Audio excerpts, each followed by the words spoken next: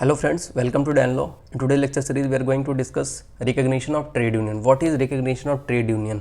अब recognition के बारे में कोई एक्ट में कोई ऐसी चीज़ें बताई गई है नहीं. अब रिकग्निशन के बारे में आपको कहीं पे मिलेगा नहीं.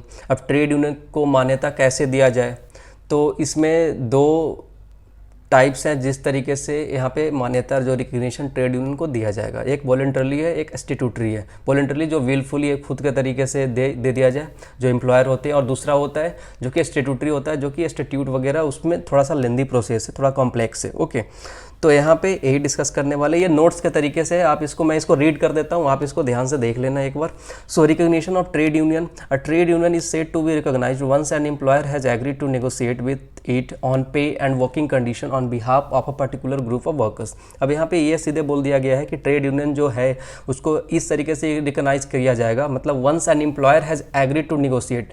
अगर एक बार एम्प्लॉयर जो होता है एग्री टू नेगोशिएट होगा it on pay and working condition on behalf of the particular workers, particular group of workers के लिए वो negotiation के लिए तैयार होगा. As you know, the subsequent negotiation process is known as collective bargaining. As I discussed it earlier, like यहाँ पे collective bargaining का कॉन्सेप्ट चलता है ट्रेड यूनियन में कि सारे नेगोशिएशन होते हैं, वर्कर मिलकर करते हैं, क्योंकि मेजॉरिटी ऑफ इंटरेस्ट के लिए यहाँ पे बात हो रही है, मेजॉरिटी इंटरेस्ट के लिए. So trade union is a tool for collective bargaining. Remember, means if you are individual, if you are sole, if you are alone, you cannot fight from anybody, okay? But if you are 100 lakhs, thousands, if you are in number, then you can fight it easily for your rights, okay? So remember, अब collective bargaining के बारे में समझ गए आपने. अब types of trade union recognition दो तरीके का होता है यहाँ पे. पहला होता है voluntarily trade union recognition and दूसरा होता है यहाँ पे स्टेट्यूटरी ट्रेड यूनियन रिकग्निशन. यहाँ पे बस दो ही डिस्कस करने वाले हैं जो कि इंपॉर्टेंट है, जिससे समझ सकते हैं कि ट्रेड यूनियन को कैसे रिकॉग्नाइज किया जाए, किस तरीके से रिकॉग्नाइज किया जाए, इसका प्रोसीजर क्या होगा. तो पहला प्रोसीजर यहाँ पे बताया गया. The first procedure is voluntarily trade union recognition and second procedure is statutory trade union recognition. So first voluntarily trade union recognition. Voluntarily trade union recognition को रीड कर देता हूँ मैं. The most common way a union can gain recognition from collective bargaining purpose is by the employer simply agreeing to recognise is voluntarily. अब यहाँ पे क्या है कि ये बहुत आसान तरीका है, क्योंकि कलेक्टिव बार्गेनिंग के तहत एक तरीके से ये रिकॉग्निशन दे दिया जाता है कि एक सिंपल नेगोशिएशन होता है मेजॉरिटी ऑफ इंटरेस्ट के लिए, जो कि एम्प्लॉयर करते हैं, एग्री होते हैं, तो ट्रेड यूनियन को रिकॉग्निशन मिल जाता है. यहाँ पे बहुत आसान तरीका है कि खुद से विलफुली सारे मिलकर रिकॉग्नाइज कर लेते हैं इसको. In practice this means the union becomes recognised by the employer without using any legal procedures. Okay, यहाँ पे इस प्रैक्टिस में क्या है कि यूनियन क्या करते हैं, अपने आप को रिकॉग्नाइज करते हैं, एम्प्लॉयर जो होते हैं वहाँ पे वो without using any legal procedure वो इसको रिकॉग्नाइज कर लेते हैं. ओके, नाउ इसके बारे में और भी चीज़ें बताई गई हैं, like as an employer there is nothing to stop you from voluntarily agreeing to recognize one or more trade unions. Okay, and most unions recognition arrangements established under like in this way only, and such voluntary recognition provides maximum flexibility to the parties and avoids them having to use like alternative like potentially complex like a statutory recognition procedure. अब लोग इसको avoid करते हैं. If you are not recognizing your trade union by the way of voluntarily, तो voluntarily तरीके से अगर आप उसको रिकॉग्नाइज नहीं कर रहे तो फिर आपके पास ऑल्टरनेटिव जो ऑप्शन है वो पोटेंशियली कॉम्प्लेक्स है, जो कि स्टेट्यूटरी प्रोविज़न आप जानते हो इसमें कितना लफड़ा लगता है, लंबा प्रोसेस है, बहुत इंतज़ार करो, ये करो, एप्लीकेशन करो, तो इसमें लंबा टाइम लगता है.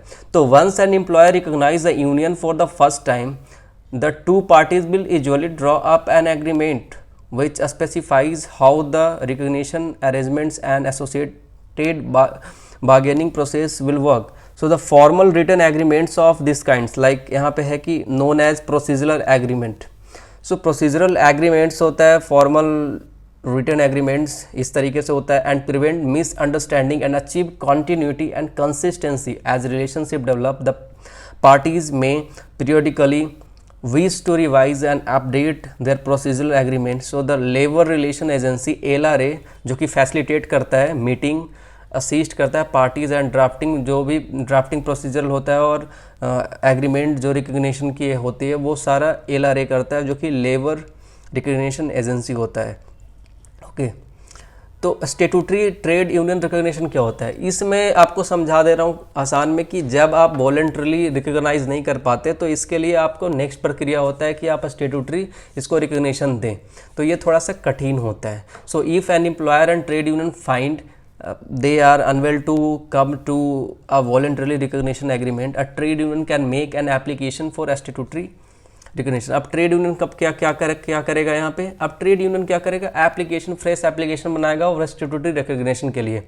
और स्टेटूटरी रिकग्निशन थोड़ा सा कॉम्प्लेक्स होता है। This only applies where the employer together with any associated employees 21 और मोर वर्कर्स, 21 और मोर वर्कर्स, यहाँ पे याद रखना स्टेटूटरी रिकग्निशन में ये बात किया गया। Note that there can be voluntarily agreements होना चाहिए even after the union has triggered the statutory process. Okay, voluntarily agreement होना बहुत ज़रूरी है। आप ऐसे नहीं है कि मतलब रिकग्निशन आपको स्टेटूटरी रिकग्निशन ऐसे ही मिल जाएगा, वॉलंटरली एग्रीमेंट्स होना बहुत ज़रूरी है।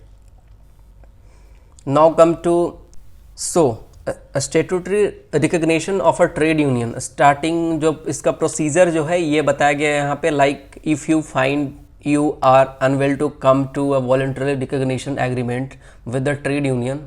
अगर आप voluntarily recognition agreement जो ट्रेड यूनियन का होता है उसमें आप नहीं आ सकें, ठीक है, यहाँ पे ये कह रहा है it can make an application for statutory recognition. तो आप एप्लीकेशन दे सकते हैं किस चीज़ के लिए, स्टेटूटरी रिकग्निशन के लिए। So this only applies where you together with any associated employers. जैसे मैंने बताया था कि एसोसिएटेड एम्प्लॉयर का होना बहुत ज़रूरी है एंड एम्प्लॉयज़ 21 जो एसोसिएटेड एम्प्लॉयर्स होंगे और मोर वर्कर्स हो सकते हैं। So the unions request must, first बोल रहा है clearly identify the union and the bargaining unit first, and second state that the request is made under employment relation. Okay, आपको इतना नहीं पढ़ना है, बस आपको एक चीज़ दिमाग में रखना है कि स्टेटूटरी ट्रेड यूनियन आप रिकग्निशन तभी आप करोगे जब आप वॉलंटरी रिकग्निशन एग्रीमेंट अब में आप नहीं आ सके, ठीक है। तो आप स्टेटूटरी के लिए एप्लीकेशन दे सकते हैं जिसमें एसोसिएट एम्प्लॉयर्स लाइक एम्प्लॉय 21 चाहिए या मोर वर्कर्स उससे ज़्यादा चाहिए होता है। सो you have 10 working days to respond starting with the first working day। okay, after that day you receive the request। if you agree to the request you have formally recognized the trade union for collective bargaining purposes। so collective bargaining जैसे कि बताया कि majority of interest के लिए negotiation होता है।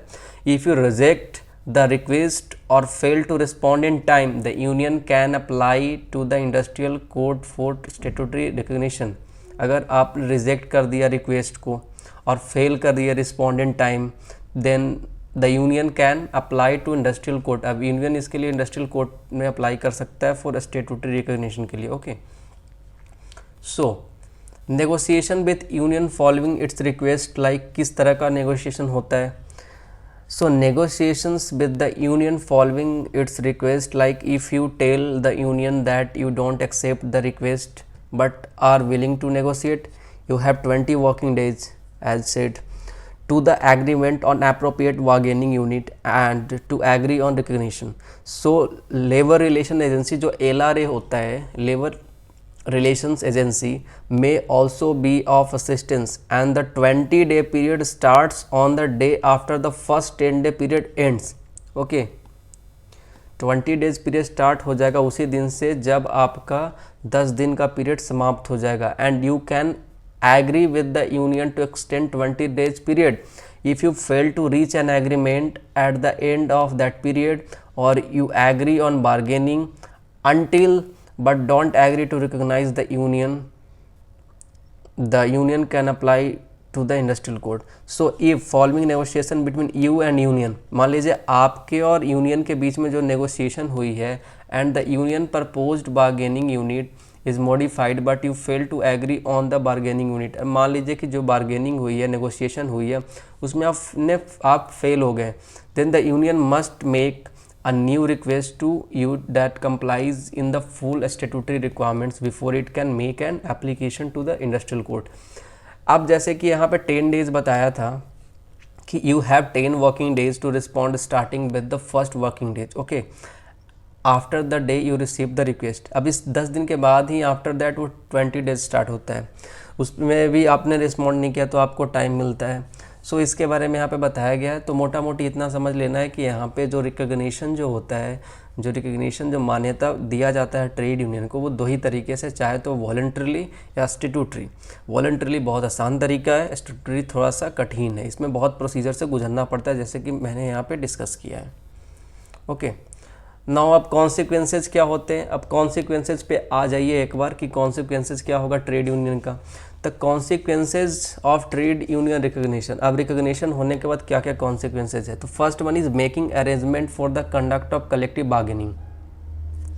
सो once a union has achieved recognition either via a voluntarily or the statutory procedure, you and the union.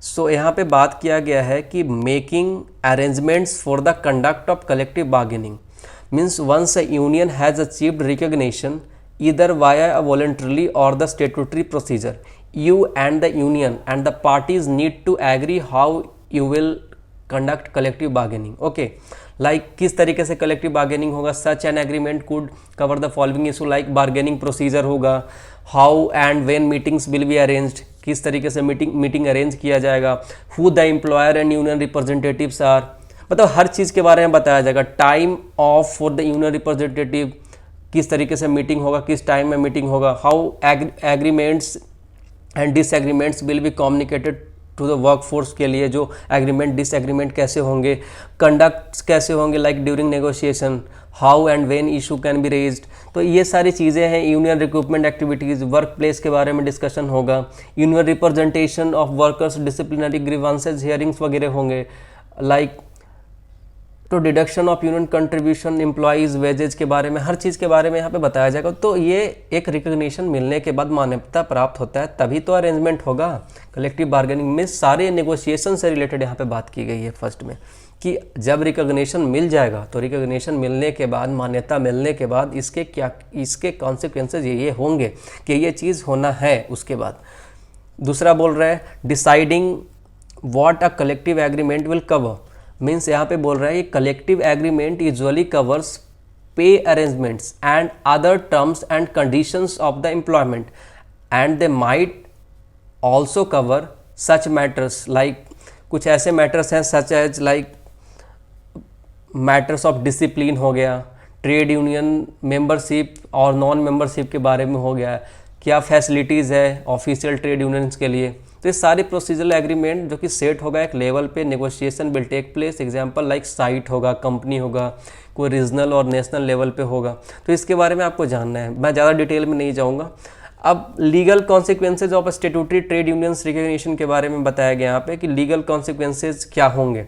Recognition मान्यता तो मिल गया, अब इसके लीगल कॉन्सिक्वेंसेज कुछ है. लाइक वंस, यहाँ पर बोला गया once the industrial court declares that a union is recognized, the union is entitled to conduct collective bargaining with you on pay, hours and holidays, although the parties can agree to cover additional issue. So the parties must first agree on how they will conduct collective bargaining, like calling on the services of the labor relation agency LRA if necessary. मतलब बार कर रहा है like services of जो LRA लेना है, must first agree on how they conduct the collective bargaining, negotiation कैसे करेंगे. If no agreement is reached within 13 working days, जैसे बताया गया, इधर party has a right to apply for the industrial court for assistance. तो ये सारी चीज़ें, the industrial court has 20 working days, पता होना चाहिए आपको. इसमें बहुत डिटेल चीज़ें लिखी गई है, जितना जानना नहीं है आपको बस इतना जानना है कि इसके बारे में जब रिकग्निशन के बारे में आएगा तो आप इतना लिख दोगे तो काफ़ी है. So thanks for watching. This is Deepak Anandan signing off.